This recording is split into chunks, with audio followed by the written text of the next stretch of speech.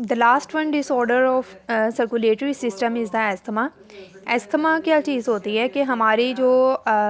Alveoli होती हैं उनके अंदर जो है वो म्यूकस ज़्यादा प्रोड्यूस हो जाता है, जिसकी वजह से पेशेंट जो है वो उसको ब्रीदिंग प्रोसेस होता है, ठीक है, या फिर और बहुत सारी रीजंस होती है जिसकी वजह से एस्थमा हो सकता है, ठीक है। एस्थमा जो है is an allergy that cause the airways of the lungs to swell and narrow, जिसकी वजह से हमारा एयरवेज मीन्स के हवा के गुजरने का रास्ता, जिसको हम विंड पाइप भी कहते हैं, ठीक है, जिसके थ्रू हम सांस लेते हैं, तो उनके अंदर जो है या तो स्वेलिंग हो जाती है एंड नैरो, जिस स्वेलिंग की वजह से नैरो हो जाता है, तंग हो जाता है रास्ता, ठीक है। अ पर्सन विद एस्थमा में वीज कहते हैं कि जब साउंड प्रोड्यूस होती है, जब कोई भी इंसान सांस ले रहा हो तो उस टाइम जो है वो एक आवाज़ प्रोड्यूस होती है जिस तरह से विस्लिंग होती है, ठीक है, तो उसको हम कहते हैं वीजिंग। और जो एस्थमेटिक होता है वो वीज करता है, कफ खांसी होती है and feel tightness in the chest. इसके अलावा चेस्ट में टाइटनेस मीन्स के तंगी महसूस होती है उसको, ठीक है।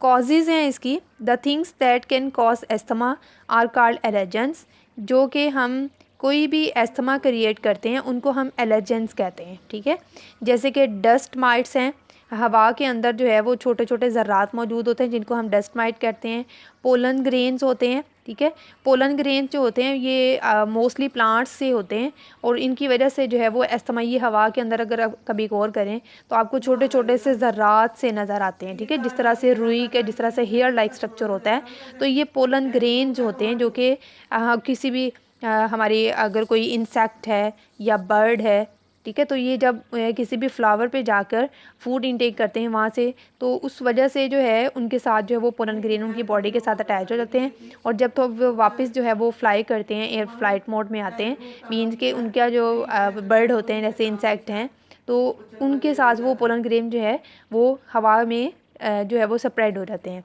और उन पोलन ग्रेन की वजह से जो है वो एस्थमा कॉज हो सकता है, ठीक है।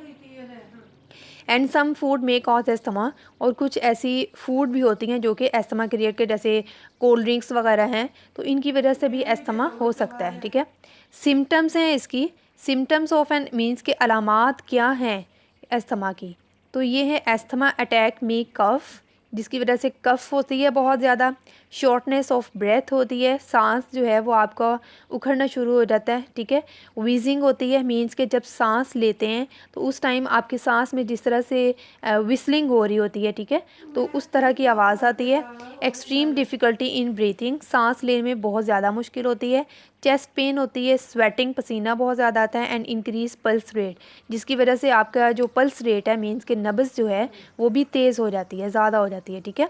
स्वीयर एस्थमा अटैक में लेड टू दैट, अगर बहुत स्वीयर हो जाता है मीन्स के जाहिर सी बात है सांस लेने में बहुत मसला हो रहा है, तो जिसकी वजह से पेशेंट की डेथ भी हो सकती है, ठीक है। इसके बाद इसका ट्रीटमेंट है, it is not easy to cure asthma but one can normal and active even with asthma, ठीक है, मतलब अगर हम इसको कंट्रोल कर सकते हैं, ख़त्म नहीं कर सकते, ठीक है। सबसे पहले क्या है, try to avoid the allergens of asthma, हाँ जितने भी एलर्जेंस हैं जैसे कि डस्ट पार्टिकल्स हैं आप डस्ट से अवॉइड करो, ठीक है, पोलन ग्रेन्स हैं उनसे आप जो है वो अवॉइड करो, जिसकी वजह से एस्थमा को कंट्रोल किया जा सकता है। Use plenty of water, means के पानी बहुत ज़्यादा पीना चाहिए, it will give you relief, ये आपको आराम देगा।